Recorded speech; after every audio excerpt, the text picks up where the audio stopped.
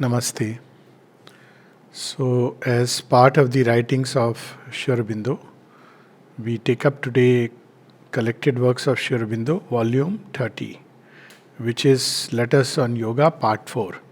So, Part 1 deals with the fundamentals of the yoga, and Part 2 deals with the methods of yoga, certain practices, works, love, bhakti, meditation, and many other concentration, all these processes. And part 3 deals with the experiences and realizations primarily. So the word experiences creates different feelings in different people.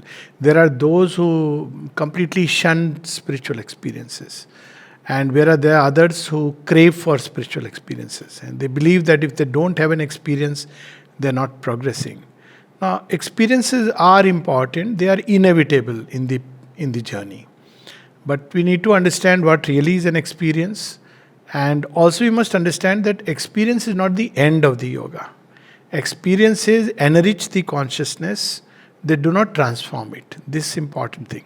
So, experience is like somebody who, let's take it like this, that you are collecting wealth.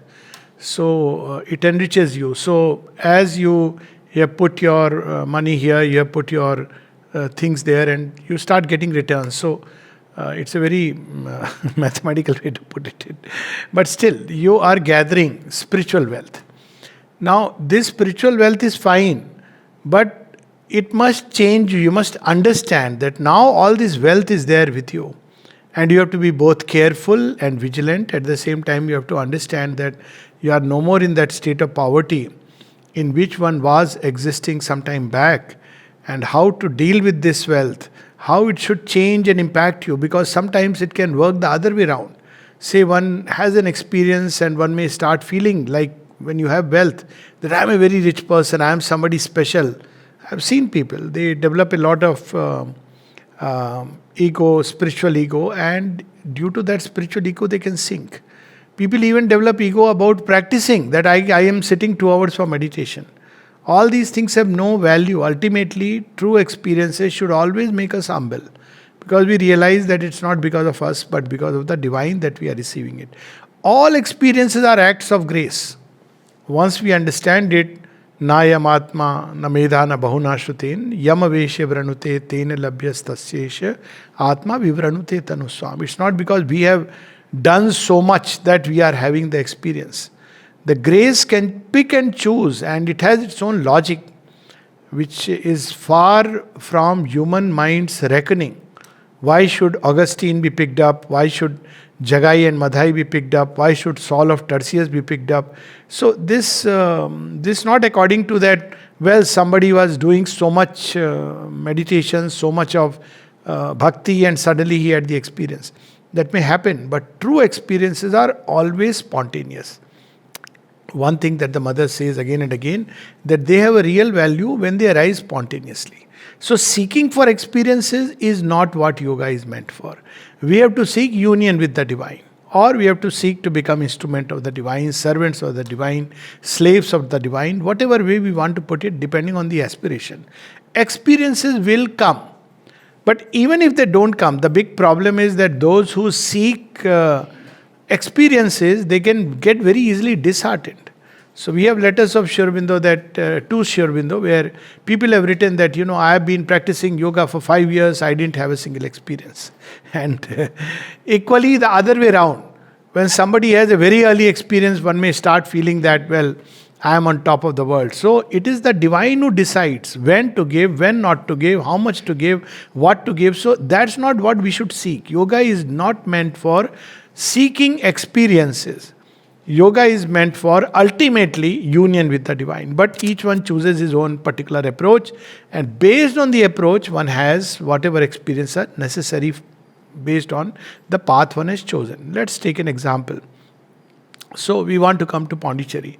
Depending on where we start, supposing I am at Chennai, so I am not going to go through the experiences that somebody from Delhi is going to have when he reaches Pondicherry.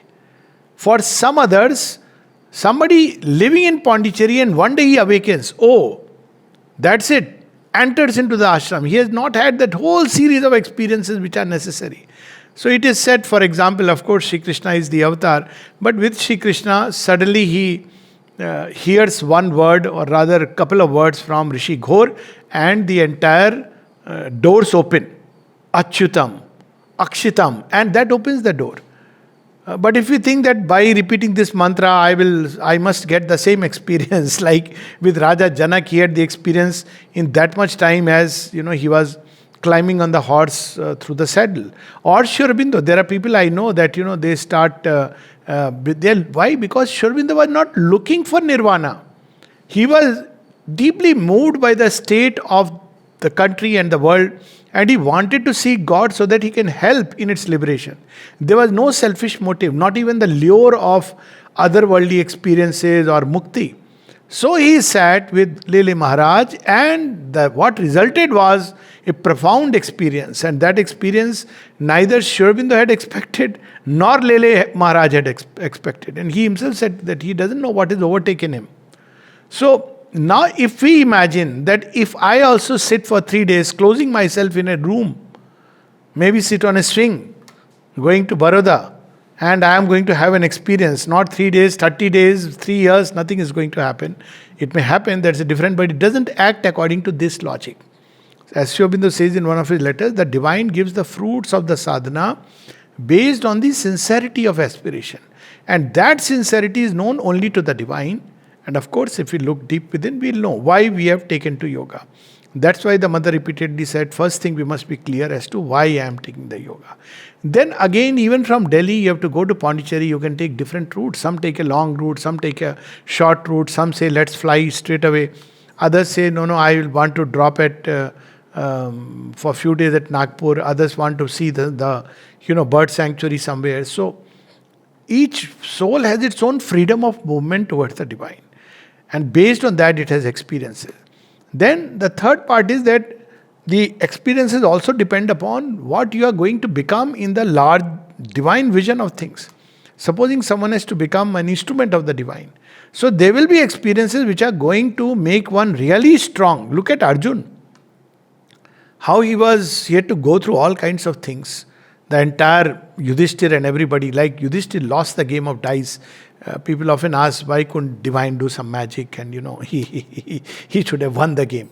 Well, that would have beaten the purpose, because Yudhishthir had to take the reins of Aryavarth, and he had to be completely a Dharmaraj who doesn't deviate even a little from truth.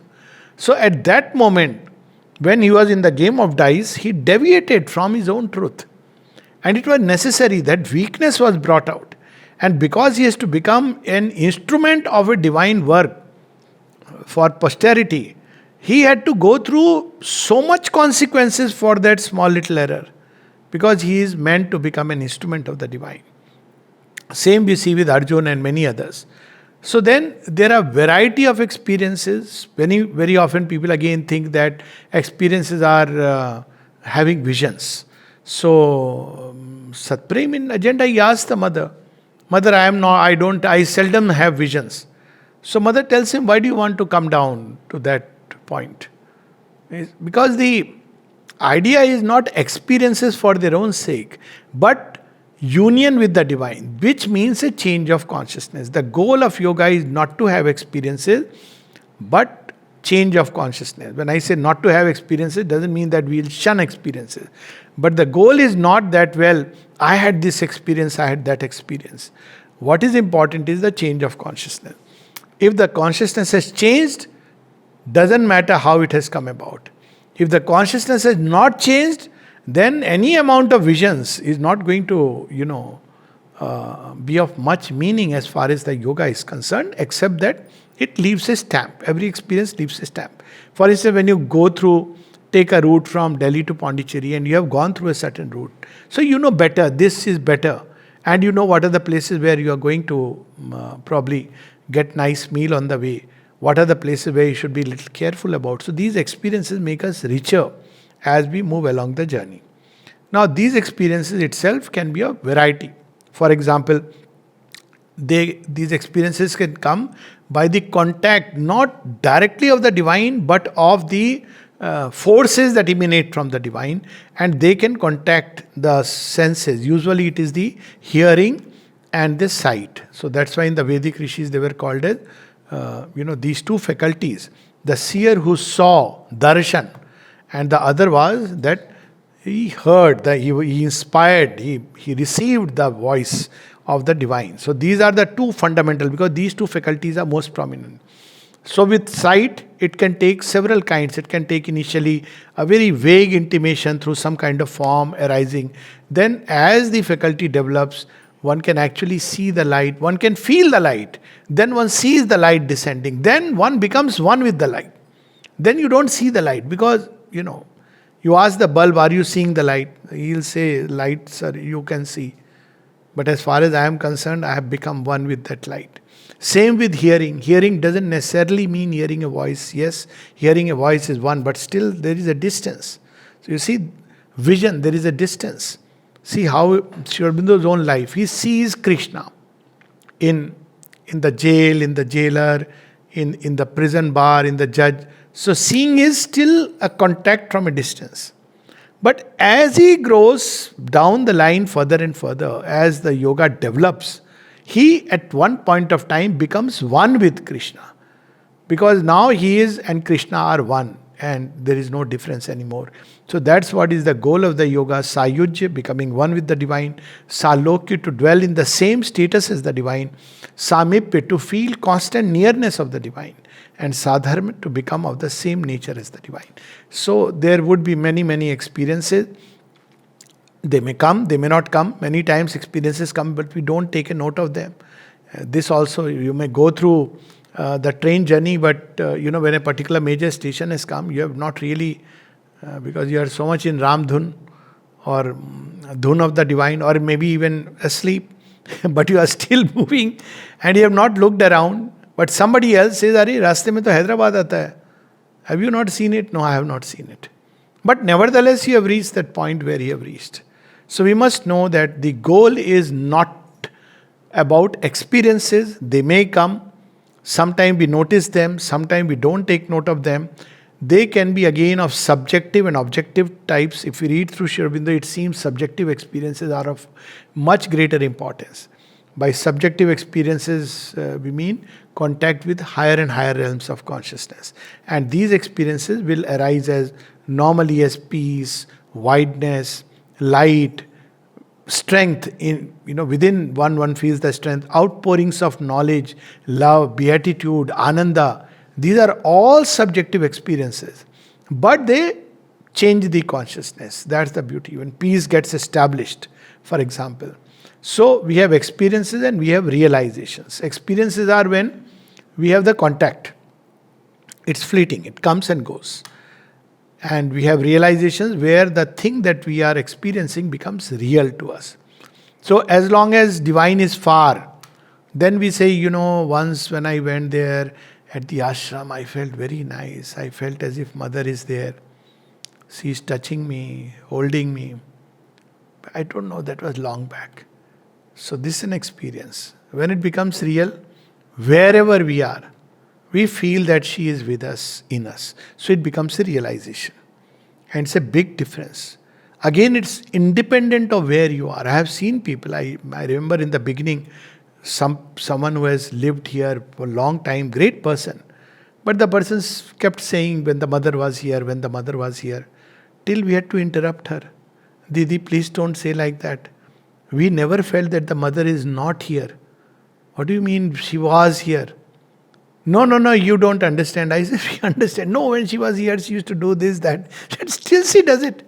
Now, how can you convince that this is how you have experienced and grown in this, your experience? It's true to you.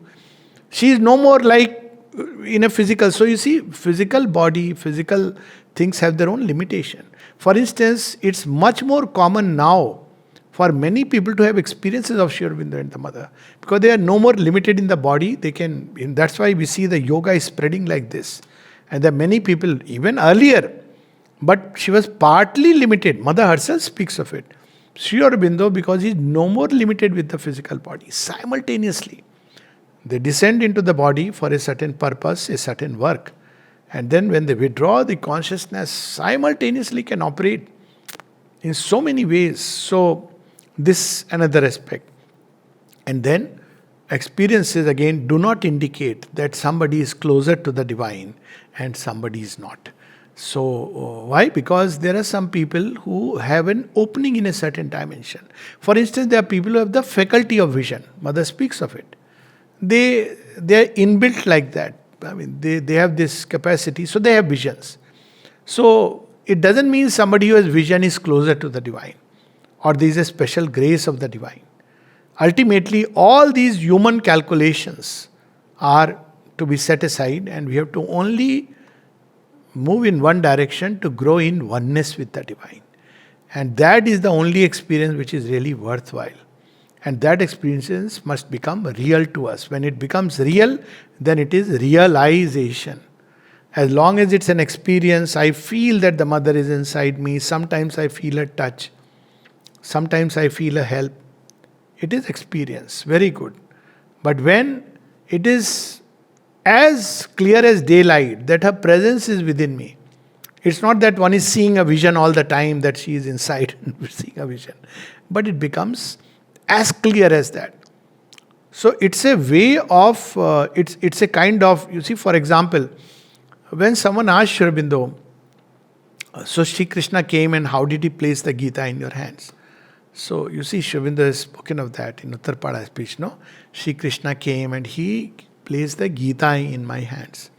So what is the image that comes? In most of the places you see Sri Krishna appearing, isn't it?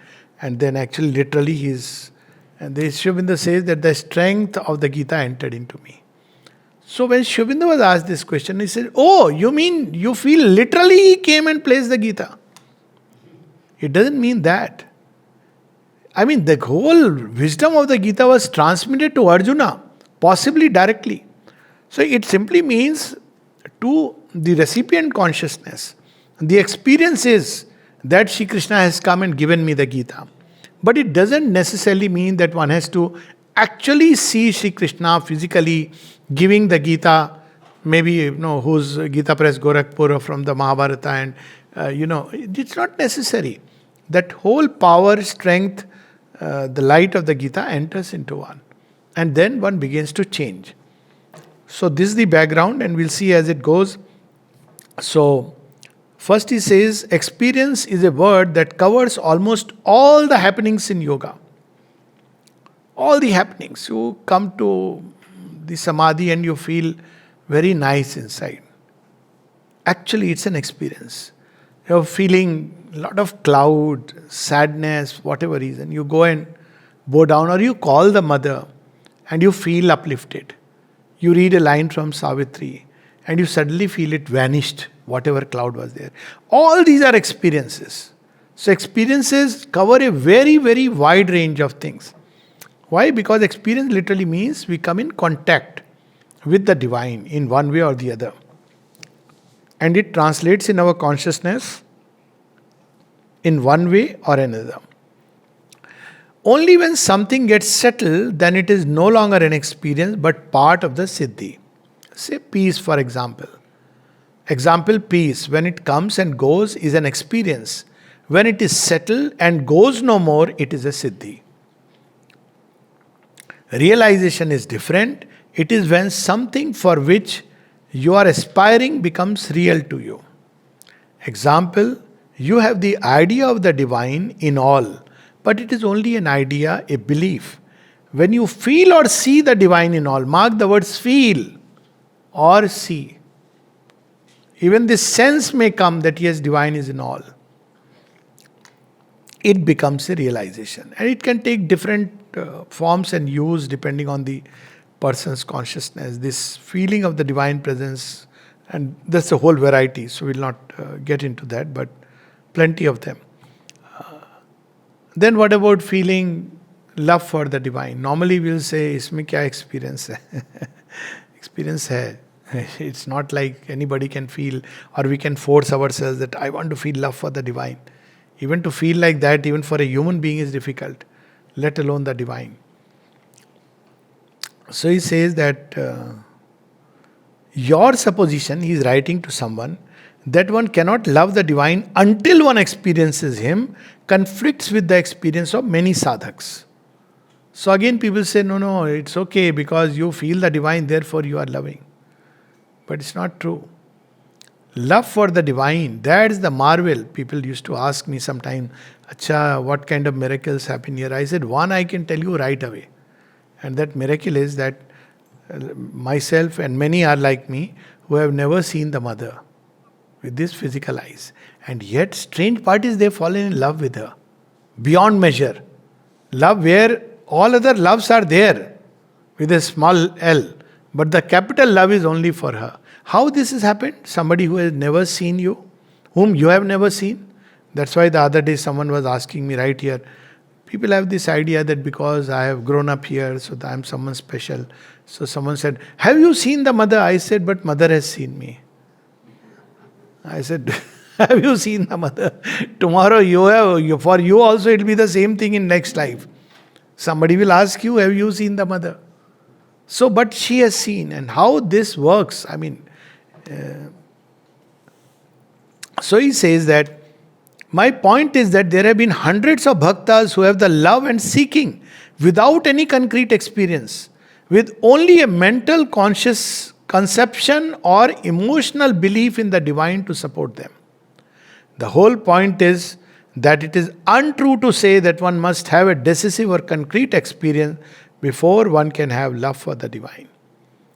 It is contrary to the facts and the quite ordinary facts of the spiritual experience. And we know it. In India we know it that there are so many Hanuman Bhaktas, Ram Bhaktas who have never seen their deity. But their love is so deep, their faith is so concrete. So many of us. I remember my father, any time there would be a problem, he would take me and put before his deity. He used to worship Rama and Sita like the Vigraha, like the puja, traditional puja. He didn't have that kind of visions of Rama or something. But any problem he will put there, Ramji aap sambhalo. And I know many people who used to do this till medical science came up and robbed us of that wonder and marvel. And now we have put all that faith in the doctors and the vaccine. Yeah, difficult to explain. And Aurobindo was asked that why in every other ashram, Aurobindo was asked that there are people who go out of the way to prove that their master is an avatar, guru is an avatar. But here we see just the opposite.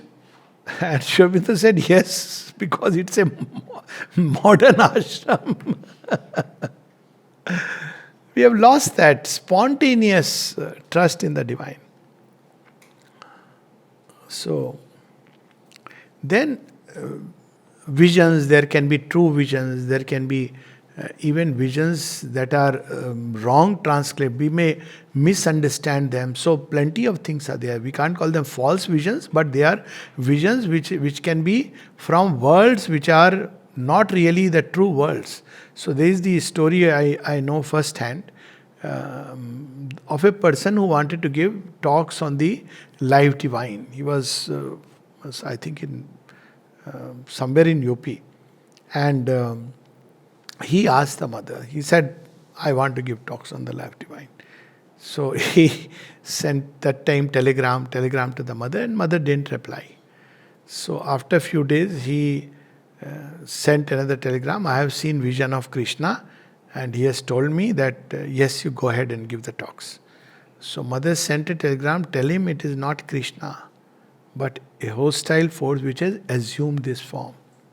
And mother would say that why she doesn't say this more often, because then people stop believing even when genuine Krishna comes. So she says, but the fact is that any vision or any voice of God that suggests us, aggrandizing us, we have to be very careful. Oh, you are great, you are special.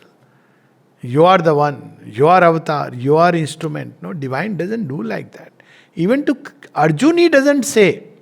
Till he is on the battlefield and he is asking questions. Then he says, Arjun, what? We have been together in quite a few lifetimes. Then he explains to Arjun this great. Otherwise, Arjun has been like a friend. He never tells him. But Arjuna, something in him knows. So spontaneously his choices are, I want Krishna and not the army. So he doesn't know, but Shri Krishna knew all the time. So any voice that aggrandizes us, anything which comes, we have to be so careful, which is trying to flatter our ego. True experience of the divine always brings humility. So, in the course of sadhana, there is one thing which is very important, which Sri Aurobindo reminds us is intermediate zone. So, intermediate zone is used in two ways in Sri Aurobindo's terminology. One is the general usage, which is what we are going to read, meaning thereby between the surface consciousness and the soul. We will see that there are many layers. There is a line, Sri Aurobindo says, cross the dangerous spaces of the soul, where all kinds of forces, energies, beings, they come. When we read in Savitri, when we read the description of entry into the inner countries, so the world of life comes, the forces of life, which can be very deceptive, vital worlds, where he says, where death walks wearing the robe of deathless life. So all these things happen. That's why one has to be so focused only on the divine. It doesn't matter, these things will come and go. But if they get into the head, oh, I had such an experience, then it's... That's why in ancient times, the general dictum was, don't speak about experiences. Not because of a taboo, but simply because if you speak about experiences, you may become very egoistic. And others may become jealous, and both are not good. But yes, sometimes after many years, when something has settled inside, or as the Vedic rishis, all of that is their experiences. They didn't shy away from. So generally the dictum was, speak to the Guru if you had some experience. And in our context, tell it to the mother, offer it to the mother. Don't gloat over it and start thinking that I am someone special. So this is the intermediary zone. But there is a true intermediary state which is between the mind and the true yogic knowledge, which means higher and higher levels of consciousness, higher mind, illumined mind. So one should not stop there. So it is used in two sense, this intermediate zone. And Sri Aurobindo speaks of it in one of his big letters in this volume. There is in fact an intermediary state. It is not intermediate zone, but an intermediary state, a zone of transition between the ordinary consciousness in mind and the true yoga knowledge. One may cross without hurt through it, perceiving at once or at an early stage its real nature, and refusing to be detained by its half-lights and tempting but imperfect and often mixed and misleading experiences. One may go astray in it, follow false voices and a mendacious guidance, and that ends in a spiritual disaster. So we see again in Savitri how after all these experiences, then there is at the level of the mind where these sages come and tell her that now your name is written in the book of the elite. So you also write your name and feel blessed. And she says, no, because I seek my soul. That's why aspiration is so important. Otherwise, with first experience, one stops. So I have found something. One must continue till completely there is a melting of everything in the divine. Then one is safe. Otherwise, these experiences can come and one may start being distracted and ultimately spiritual disaster. Or one may take up one's abode in this intermediate zone, care to go no further and build there some half-truth which one takes for the whole truth and become the instrument of the powers of these transitional planes. This is important even when one is an instrument of the divine. The mother says, Sri Aurobindo also describes this, that if the egoism comes, that I am an instrument and I am a doer, then sometimes using that door the asuric powers may come. They may lure us. Oh, you are a great instrument. You are indispensable. Therefore, you must do this. Take up this particular work. There is a suggestion that comes and one goes that way. So one has to be so humble, completely detached, ready to leave whatever work it be the next moment if that is required. And to do it with any vain modesty, with total humility, that it's not mine, it is the divine's. So this is how, with egoism and ambition, these are the two dangerous things. Overwhelmed by the first rush and sense of power of a supernormal condition, They get dazzled with a little light which seems to them a tremendous illumination, or a touch of force which they mistake for the full divine force, or at least a very great yoga shakti, or they accept some intermediate power, not always a power of the divine, as the supreme. So there was very interesting such accounts, and one was where some devotee had called the mother to visit their place, and he had called one of the gurus, traditional gurus, and the mother, the moment she saw, she knew it's an asura, and this fellow got very conscious. But she just smiled, "Ki, don't worry, you continue with whatever you want to do." That's why she said not to mix, gurus. It's so hazardous to bring different masters. Even here, you'll be surprised that once one Mata came. Mata means that I am the Divine Mother, real, original Divine Mother. After all that Sri Aurobindo has said. Why? Because Sri Aurobindo, see, he left the body. If I was there, I would have saved him. I am the original Savitri. And this is when mother is physically present. Okay? So she came here. And if I tell you the names of people who were drawn to her, you will be surprised. The mother herself, said, "You too? You want to see?" And he said, "No, mother, I am just, I am like a stone. Nothing will happen to me." But why would one want to see? So there are people who used to go. Even now, there are movements in the name of the mother. That mother is now.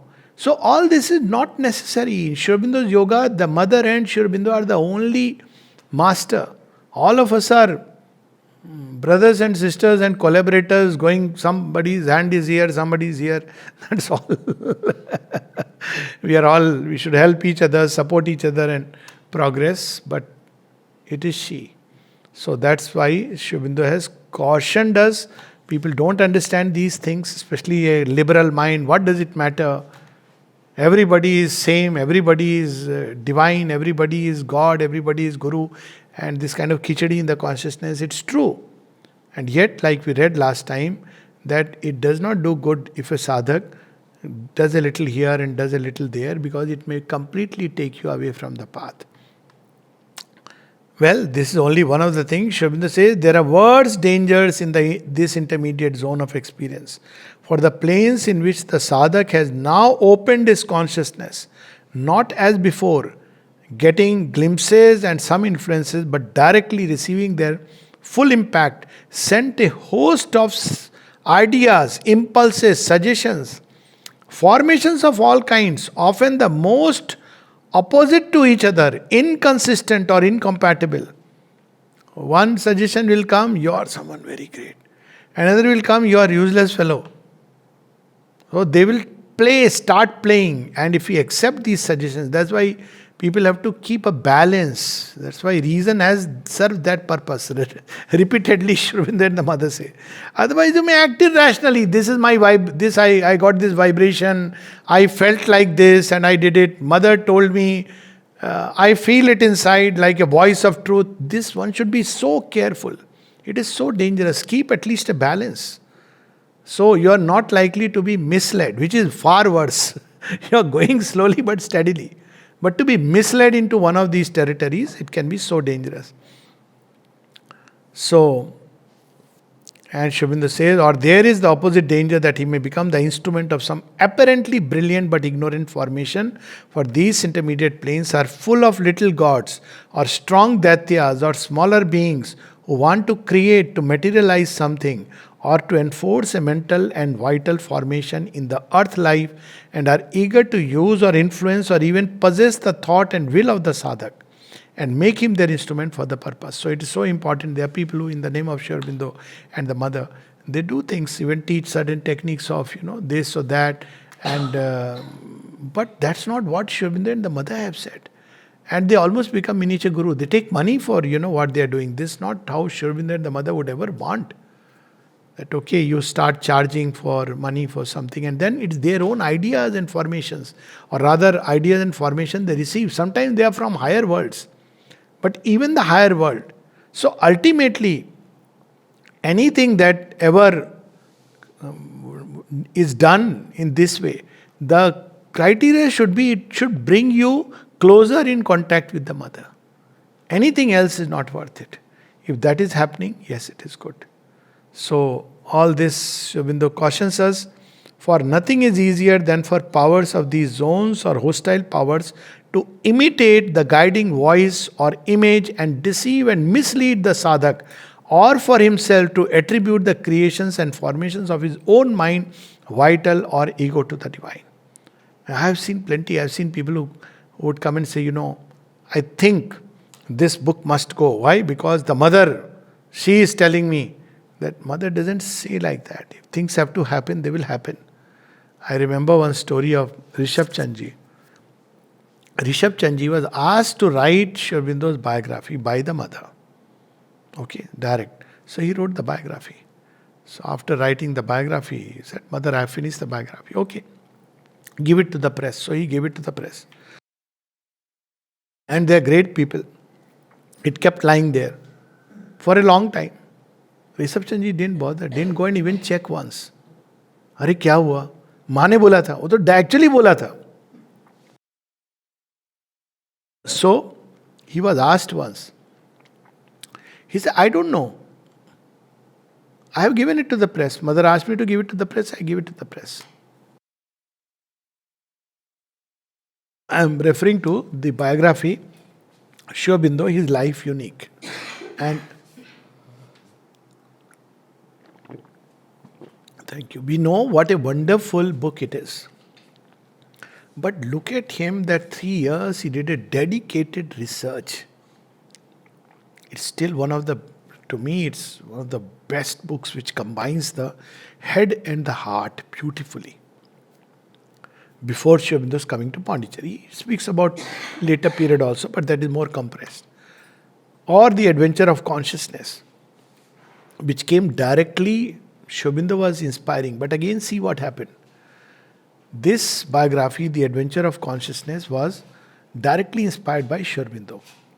And the mother said, Sri Aurobindo wants you to write this biography and number of experiences, and this is going to go into the world and do a great work. And this biography came out, while Divine Mother is physically there, she has read out everything. That Adventure of Consciousness and then the later Adventure of Consciousness has a different effect. And when I read it, I realized what has happened. The last pages which were added after the mother's physical departure, when all the things that were caustic inside the author, all his bitterness, that came out. Yes, and you read it, you will see the difference. It's like it spoils the whole thing. Otherwise, the book is so wonderful, that atmosphere. So we have to be so careful that nothing personal is coming and tarnishing my point of view, my way, nothing. So this is so difficult. That's why to be an instrument of the divine, or even to be able to do something of the divine work, is so difficult. And yet, because of grace, so that's why he says that, especially if their sadhana is mainly, this is a zone which many sadhaks have to cross, in which many wander for a long time, and out of which a great many never emerge. So when we read some of the stories of some of these saints and yogis and how they fell in modern time, people don't understand it. So they just say that the person was a fake. No, not necessarily. He may have been genuine, and at a young age he had a powerful experience, but lost the way. Because many things come up. Only reliance on grace can save you. But the moment one thinks, oh, I am somebody, you are opening the door to disaster. So it's not that they were fake but they started very well, but they couldn't contain what they received because humility was lacking. And it was, now I am that. That's why Sri Aurobindo said he never used to prefer this mantra, Soham Asmi, I am that. He said, there is one person will probably realize, but the danger is that very soon the ego may take hold of you and give you a experience, and you may believe that now I am God, I don't need anything. And instead of humility, there is an aggrandization. So he says that what is important is psychic being, a central sincerity. Detailed sincerity is difficult. Central sincerity means what is the motive, the goal of the yoga. If the goal is to become a yogi, superman, sannyasi, transformed sadhak, then it'll show up, any ambition. But if the goal is to be for the divine, live for the divine, then you are safe. So central sincerity. Humility, a fundamental humility. It's not like before others, nay, nay, ji, I am nothing, it's all mother. Inside you must know that one is nothing, and it'll show up in all you do. You will not start behaving like I am an advanced sadhak and people start whatever. I mean, you put on airs. There are people who do that. The air of superiority, they will not speak, they will. So all this is so dangerous that, they are inferior people. Whereas yoga teaches us to realize the divine in everyone. So all these dangers are there. We'll read about them in the next class. One can then pass quickly into clearer light. So even if most people pass through it, they'll pass through quickly. But those who have a strong ego, ambition, or perverted kind of lust, they can get badly caught into it. And especially ego and ambition, it can completely create disaster. So then what are the real experiences which we can say ki, okay, something genuine. So Aurobindo says the fundamental realization, what are they in the yoga? Number one, the psychic change. So how do we know there is a psychic change? Suddenly we'll have a vision of a child and it may happen. Plenty of things may happen. But what is the fundamental realization? The psychic change, so that a complete devotion can be the main motive of the heart and the ruler of thought, life and action in constant union with the mother and in her presence. If this has come, then one is had this fundamental realization, the psychic change. Complete devotion to serve the mother, to live for the mother, to belong to the mother. And this is not something to be talked about. Even if you don't know, mother knows. So this is the, now imagine, now normally we will say, Acha, ye experience tha. This is the psychic realization. Second, again you see, the higher consciousness, the descent of the peace, power, light, etc. of the higher consciousness through the head and heart into the whole being, occupying the very cells of the body. So the divine peace, power, light, knowledge, love, bliss, all these pour into the person. And then it brings a corresponding change.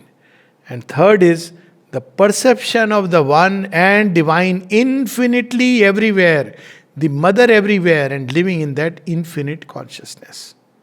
So this is the important thing. And how to get these experiences and realization? He says one is rising above the mind, which means all this debate, doubt, all this constant tug of war going on, that is quieted. It doesn't mean silent mind, that's a special thing, but at least that is fundamentally quieted, and one begins to open to intuition and inspiration, revelations above.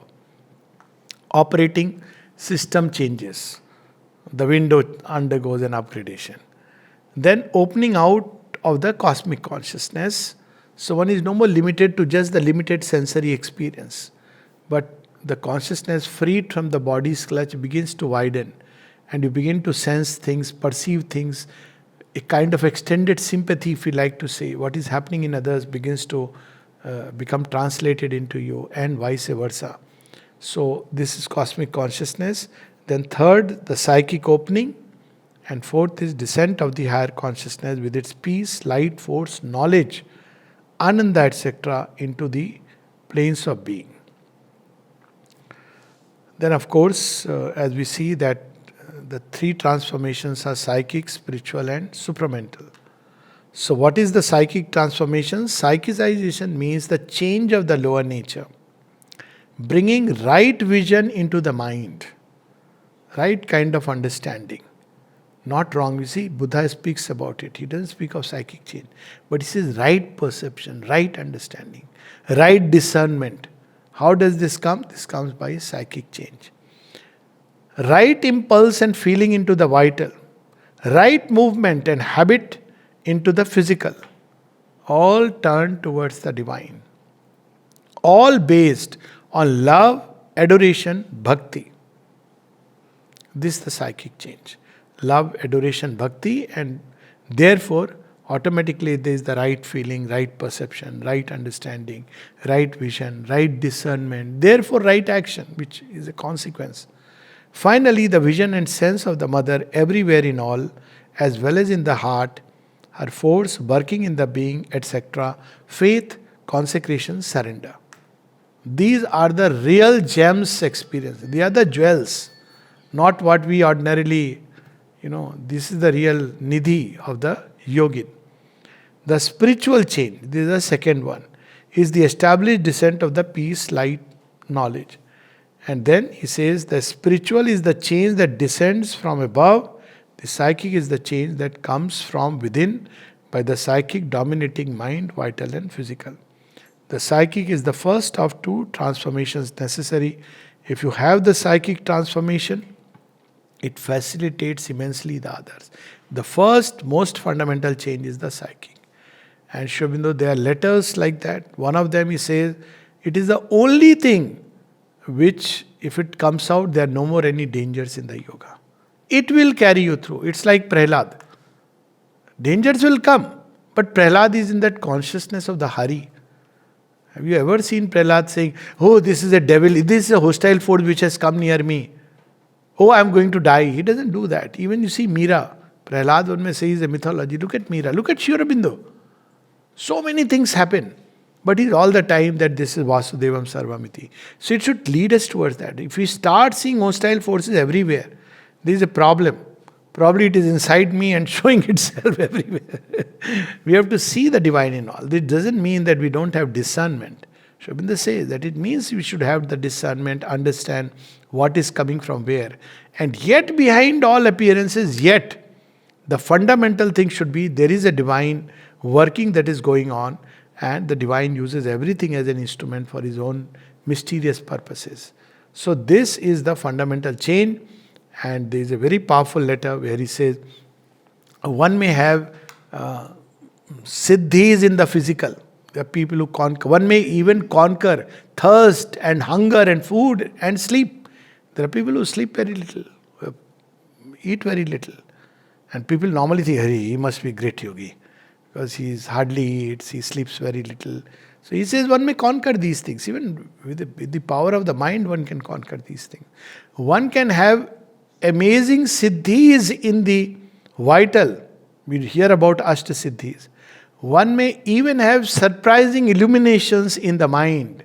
Yet, if the psychic new birth and becoming a child of the Divine Mother, not exact word, but more or less, is not happened, then nothing fundamental has happened. Fundamental thing is to become a child newborn to the Divine Mother.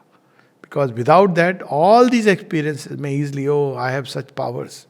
I've seen people who develop powers and they start thinking, these are my powers. And human beings, we are also impressed by the show of powers. Power is there, but all power is the divine power. It may act this way, that way, any which way. Even the lifting of the hand and speaking of the speech and hearing, what we are hearing is all divine power ultimately at the root of it. That's what the Kena Upanishad reminds us. Yan mansana manute yenahur manomatang tadeva brahmantam viddhi nedam yavdidam upasate. So if we look at it, the entire creation is nothing but the divine power. In various ways and through various doors it is entering us and acting in us and through us. So the yogi begins to awaken into this perception, this reality. There's no more me, but the divine. And he's working not only in me, but in the entire creation. Each in his own way. And then he begins to see that others need not be of the same variety as myself, because there is no myself. There is one infinite self, which expresses in different ways in this creation, in humanity, and in every creature. So this is just a brief. In the book, Sri Aurobindo, there are many, many chapters where he speaks about all the... I'll just quickly go through this list of chapters.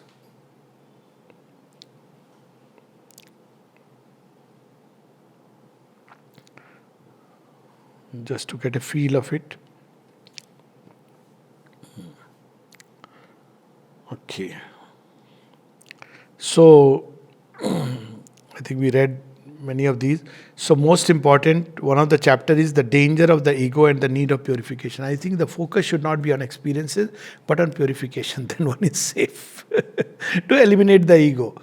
And that itself is a great experience because it really gives us true freedom. Freedom comes by release from ego and desire. And equality itself is a sign of yoga. Samatvam yoguchyate.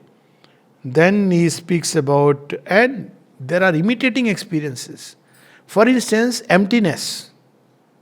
Emptiness can be created completely by the hostile forces. And one may feel that one is in a shunyam, but it's a shunyam of dullness. See, it happens when somebody is depressed, I can't think of anything. All is empty. So they can create all kinds of things. They can create even artificial illuminations, false lights. We see these in our stories, where Jalandhar had created by his Maya a whole pseudo Kailasha. We have now one Kailasha, by the way. I don't comment here, Kailasha, where in place of Shiva, there is somebody who has become Shiva.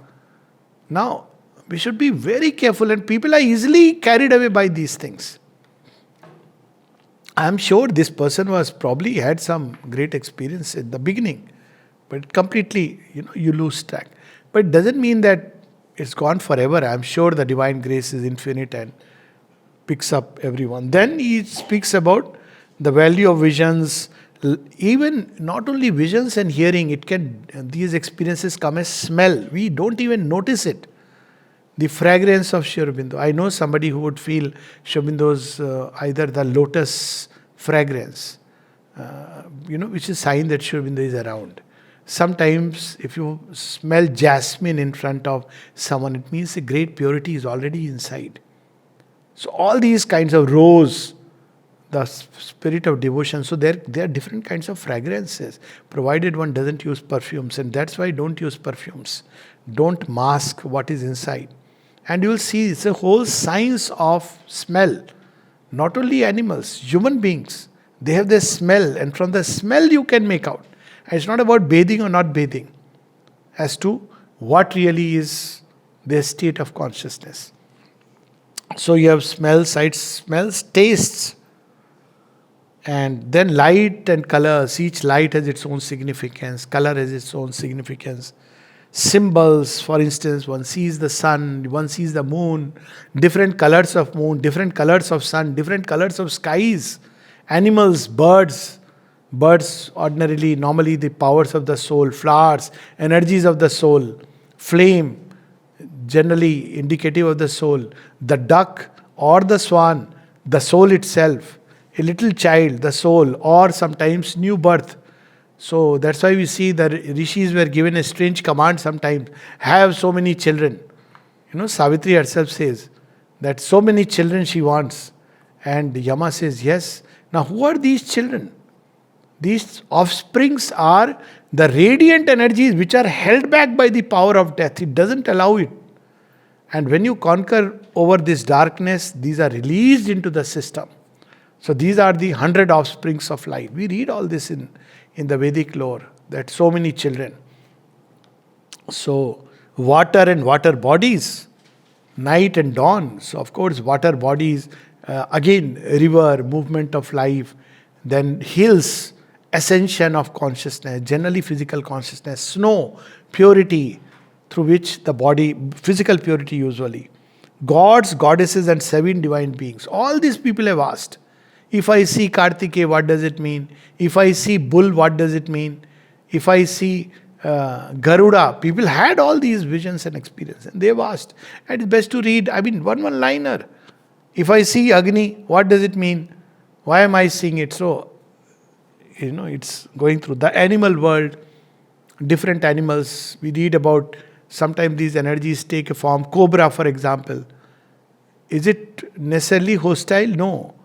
Generally, serpents are evolutionary energies, but they can also be a reflection of hostile forces, depending upon whether you are seeing a mamba or you are seeing a cobra, whether it is striking at you or whether it is simply raising its hood, whether it has a jewel crown over the head.